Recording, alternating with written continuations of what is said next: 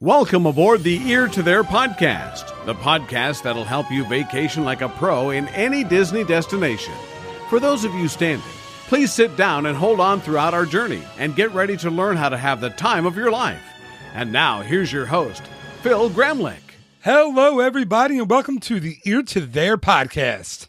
I am your host, Phil Gramlich. I am also the owner and operator of Ear to There Travel, a Disney-specialized travel agency.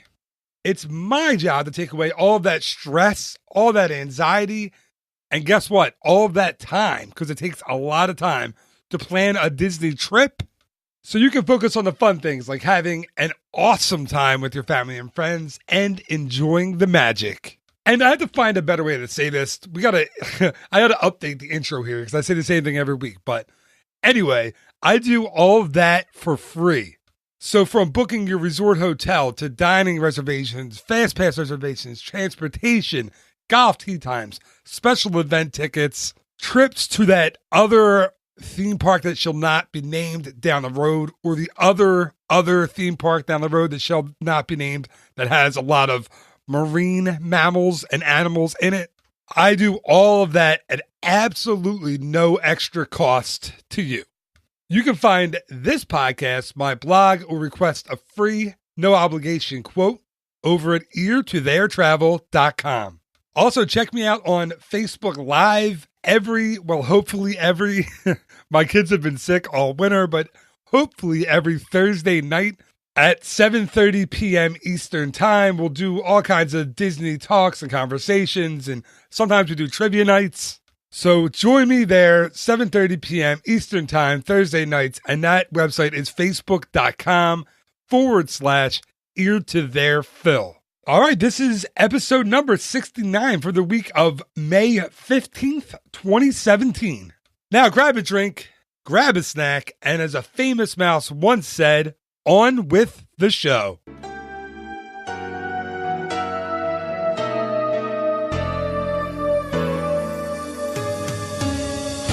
All by myself, don't want to be all, oh my God. Oh my God, is that awful? Okay, this week, I got to get through that part. Okay, this week, I wanted to talk all about taking a solo trip to Walt Disney World. And horrible singing aside, you will actually be all by yourself, obviously on a solo trip. If you were listening to this on Monday, May 15th, 2017, I am actually on an airplane, depending on what time you are listening to this, or all by myself somewhere in the Disney theme parks. Now, a solo trip might not be for everybody, right? It's obviously only for big Disney fans or big fans of the Walt Disney World theme parks or Disneyland or the Disney Cruise Line or Adventures by Disney. But today I'm going to focus on taking a solo trip to Walt Disney World only. Even though I have taken solo trips to Disneyland and to visit the Disney Cruise Line, yes, I get paid for this somehow, some way. So it's a fun job. I can't lie. Okay, so let's get on with the episode, and we're going to look at the top reasons to take a Disney trip all by yourself. And since this is an episode about a solo trip, this is going to be a solo podcast. So presumably you listen to the show because you like me. You really like me. So this week you're going to get a lot of me. Okay, let's get into the reasons why you should take a solo trip to Walt Disney World. Here's my first reason. I don't know if it's number one, but it is a big time reason why you should take that solo trip to Walt Disney World. And it is because you can. If you are lucky enough to be able to afford a trip to Walt Disney World and you love the Disney parks, why not go by yourself? That's what I say. I mean, it might be hard especially if you're single and you're an adult, to find someone who loves Disney as much as you do. And I assure you, if you take a solo trip to the parks, by yourself, that's a little redundant. But if you do it by yourself, you won't be alone. You're going to see other people while you're on your vacation enjoying their own solo trips to Walt Disney World. So what? You can't find someone to go with? Book a flight, book a room. It's not like you're going to sit in a boring hotel room your entire vacation. Get out, go to the parks, we'll tackle some specific things as we go along. But if you can go. All right, reason number 2. I don't know if I'm going to keep numbering these because I don't know how far I'll get. But reason number 2 for me is no one can overrule you. Now, granted, I go to Walt Disney World and Disneyland for quote unquote work trips.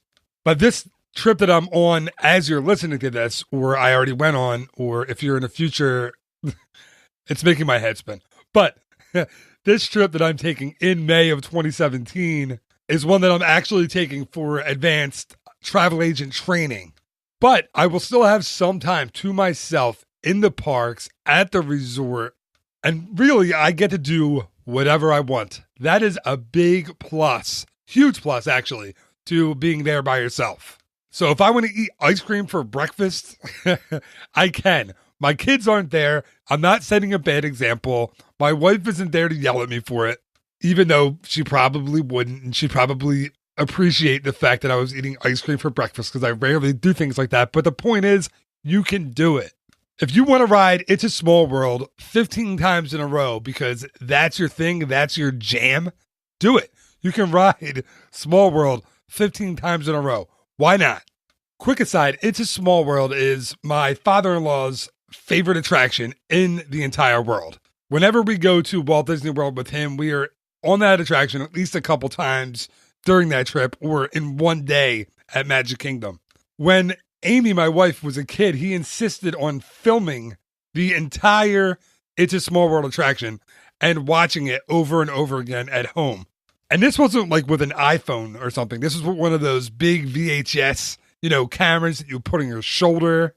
You had the battery pack that you would wear like as a fanny pack around your waist. I mean, he was dedicated to this.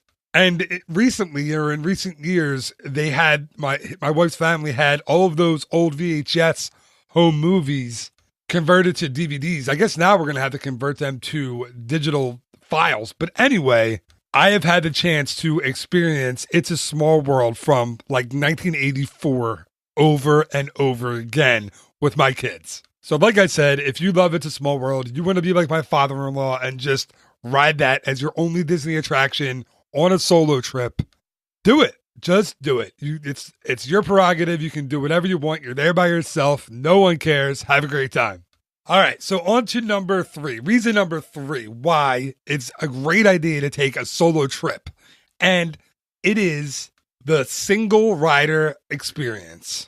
Now, this works out awesome if you are in line for Expedition Everest, for Rock and Roller Coaster, or for Test Track. You don't have to wait in a regular queue. You just wait in the single rider queue, which normally is more like a fraction of the wait time of the regular standby queue.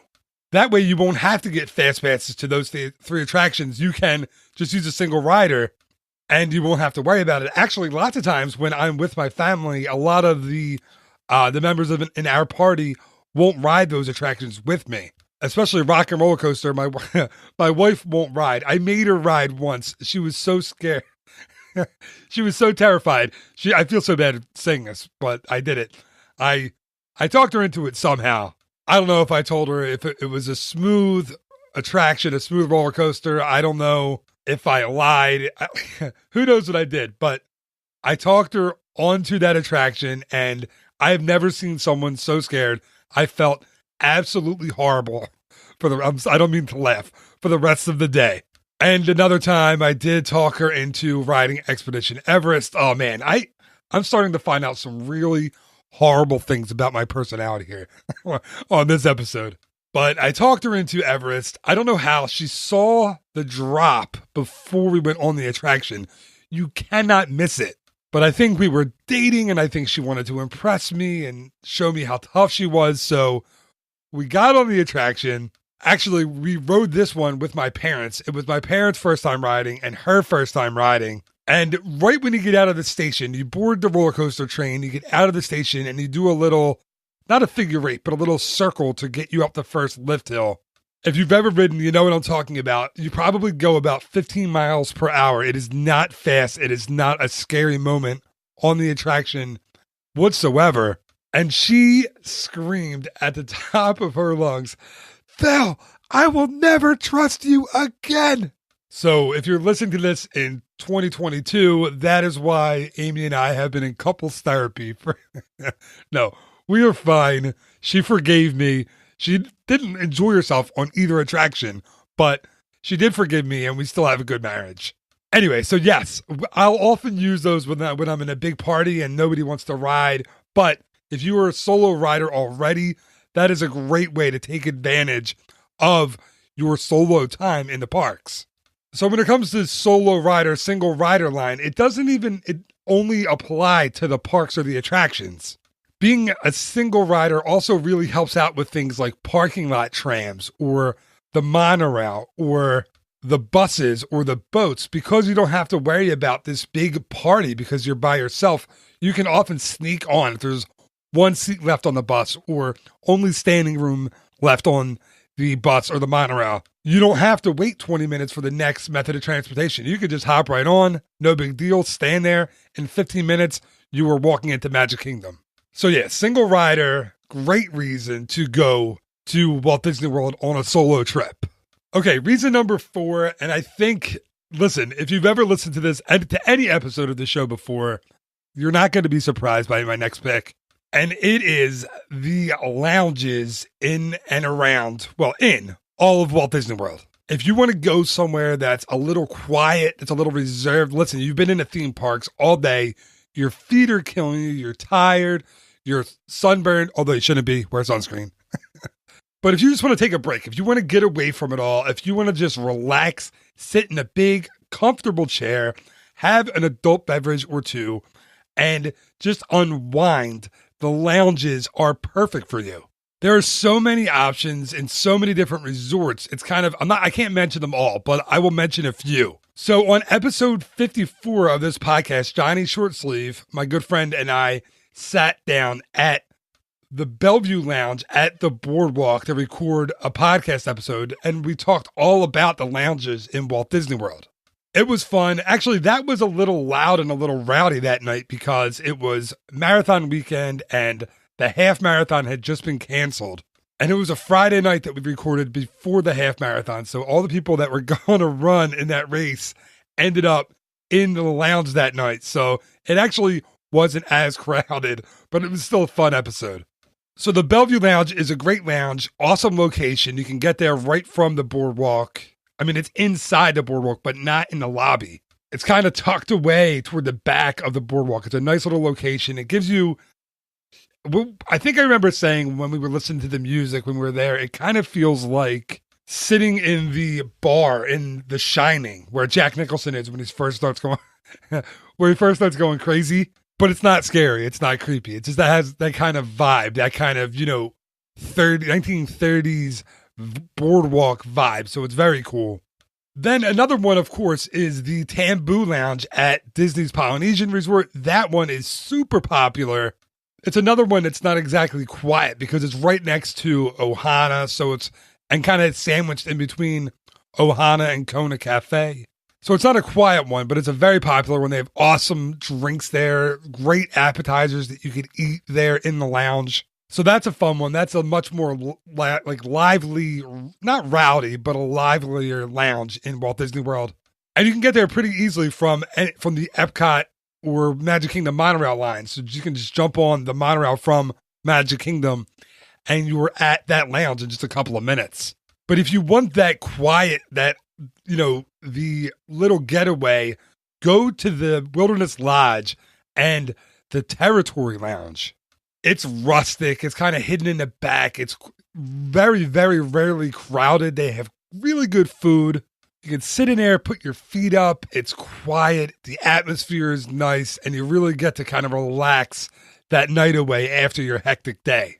So that's only a few of them. There are a lot more. There are plenty more lounges. They all have really good late night dining.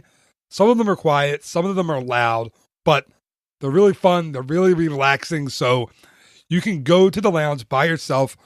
What I like to do is, and this is going to be the complete Disney nerd in me, but I will often bring a book, a Disney book. Yes, I know, sounds extremely Disney nerdy, but I will bring a Disney book, get a drink. The book will usually be on my phone or my iPad or my laptop, and I will bring it and I will read as I have my adult beverage at the end of the night. It's kind of a fun way to end the night. Now, if you want an all-out, rowdy, kind of crazy lounge, head over to Port Orleans Riverside. I know I've talked about this a bunch on this show, but go to the Roost Lounge at Port Orleans Riverside and check out Yeehaw Bob Jackson's show. It's free. It's amazingly entertaining. He is the best live performer in all of Walt Disney World, in my opinion. It's family friendly. You can get food and bring it in. You can get great drinks. The wait staff there has been there forever. They're absolutely incredible. And his shows are silly. They're loud. They're fun. You sing along. I can't really explain it, but as Bob Jackson, as Yeehaw Bob says, no one has more fun than him. He's been entertaining crowds over at the Roost Lounge at Port Orleans Riverside for more than 20 years now. And listen, you won't, by yourself, with a group, whatever, you won't be disappointed going to Bob's show. Last year, I went down on a business trip by myself. I sat at the bar for, I think, 3 hours and watched his show. He's just an amazing, amazing performer. And actually, on episode 15 of the Ear to There podcast, I had the chance to talk to Yeehaw Bob himself. I'll put a link up to that in the show notes. That was a great show. He's an awesome guy. His name really is Bob Jackson. It's not his stage name. And he is just a phenomenal guy, phenomenal entertainer, phenomenal person. So yeah, go to Port Orleans Riverside, to the Roost Lounge, and check out Bob's show by yourself. You will absolutely never regret it. Okay, so from the lounges, I'm going to stay kind of the same ballpark. And for my fifth reason why you should take a trip by yourself, and I am talking about the restaurants and bars that offer bar or counter service dining. So when I say counter service, I mean where you can sit at a counter, where you don't have to wait, where you don't have to get an advanced dining reservation. You can just walk in, plop yourself down on a bar stool, order a drink, and order from the menu. Now, there are a lot of places like this all over Walt Disney World because most people make, they travel in big parties. They have reservations, or you have to get reservations. But there are a lot of places where you can just walk in, find a bar stool, sit down, and have access to the full menu by yourself, the full food menu, the full drink menu, everything. And some of these places are the really hard to get reservations in Walt Disney World. I mean, really difficult ones, like California Grill has a bar where you can go in and sit and have dinner as a solo traveler. Yak and Yeti has a bar area. Big River Grill has a bar area where you can sit down, you order. Rainforest Cafe, the ESPN Club, T-Rex, all of these places have that full service, the full menu at the bar. So as a solo traveler, you have an awesome advantage. You see one bar stool, run up, grab it, sit. You'll have an awesome dining experience, and you won't have to make a reservation. Trust me, I will be doing that in just a couple of days. I'm sure I will be at Yak and Yeti getting my Kobe beef burger, or at Big River Grill getting my Red Rocket Ale and my Mahi Mahi sandwich, which are both awesome, by the way. Or you know what goes really, really well with the Red Rocket Ale over at Big River Grill is the ribs. They have ribs that are made with the Red Rocket Ale in the barbecue sauce. And again, tangent alert, by the way, so you might want to, don't fast forward, listen to this. This is worth it. Big River Grill is such an underrated Disney restaurant. It's over at the boardwalk. And it's really the only place on Disney property where you can get craft beer, like legit brewed on the premises craft beer. And if you're listening to this podcast for the first time, let me be the first one to tell you, I am a big craft beer fan. I blame craft beer for being the reason that since my twins have been born, I've gone from being in extremely good shape to kind of okay shape. And good enough shape to get through a half marathon or a marathon on the slow end. But Big River Grill has really, really good craft beer, excellent, excellent food. And I think it doesn't get mentioned even nearly enough on the blogs or podcasts out there that talk about Walt Disney World. So that's a place I think where you can go, night of. You want to get if there's a playoff game on, you want to catch a baseball game, you want to, over the summer, you want to catch a football game on a Sunday during the winter, you'll probably find a stool, if not right away, after a few minutes. So yeah, go over to Big River Grill. It's a nice place to have dinner by yourself. Okay, on to my next one, number 6. And this one is going to kind of sound like a knock on my family, but I promise it isn't, okay? I am a fast walker. I don't know why. I don't know if it's because I was born and raised in Philadelphia, if it's the Northeast thing. I move fast. I talk fast. I mean, this podcast, I've had to learn how to slow myself down to talking on this podcast. And I'm sure there's still a lot of times where you're listening and you're like, what did he just say? And you have to listen again because I talk too quickly. But I move fast, and a lot of people in my family, mainly my kids, don't. And while honestly, there is no better trip ever than taking one with my wife and my kids, or even my parents, or my brother and sister, or the in-laws, it's nice. It is very nice as a solo traveler to go at my own pace. When I have kids, or my wife even, just another person, I'm constantly saying, let's go, get yourself together. Are we ready? Are we not ready? When you're by yourself, there's none of that. I'm not pushing a stroller through a park or two. I'm not lugging bags through a park unless it's something for my camera. It's just me. I can walk as quickly through the park as I want to. I can go as slowly as I would like to.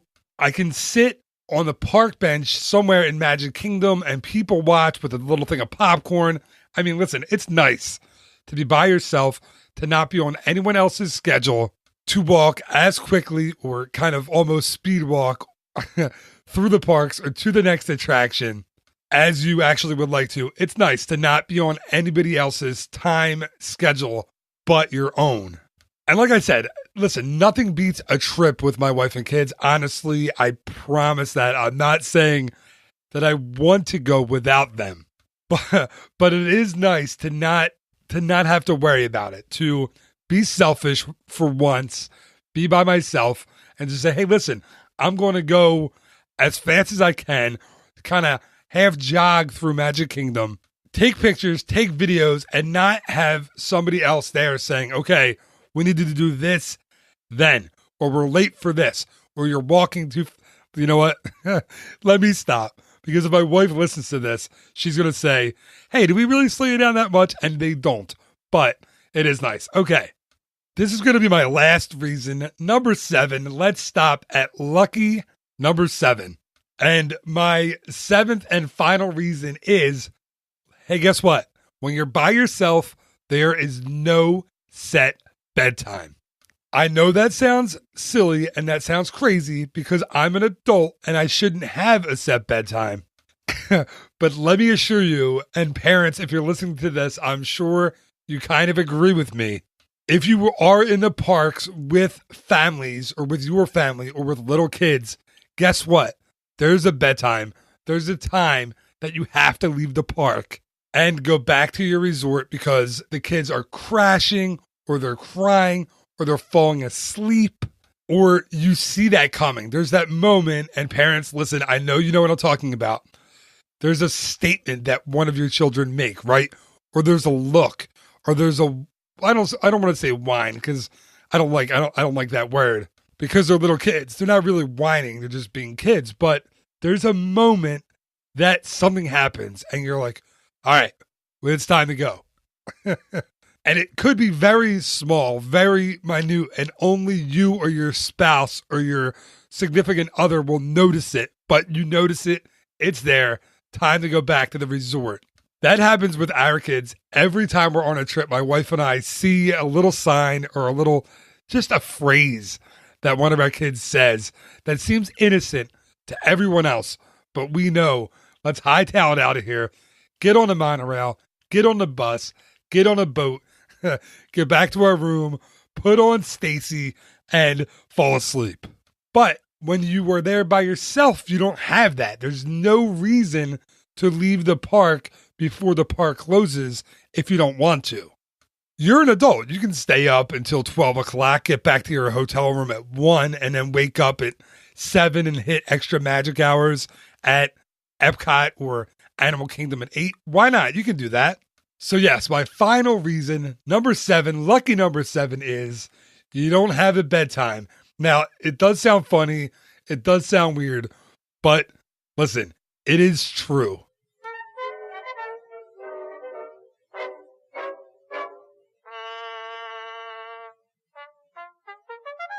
And that is going to do it for this week's episode of the Ear to There podcast. I hope this week I proved to you, or I gave you reasons to understand that 1 is not the loneliest number when it comes to a Walt Disney World vacation. If you are still on the fence after listening to all 7 reasons, I encourage you, stronger than that, I implore you to reach out to me and I will talk to you about a solo trip.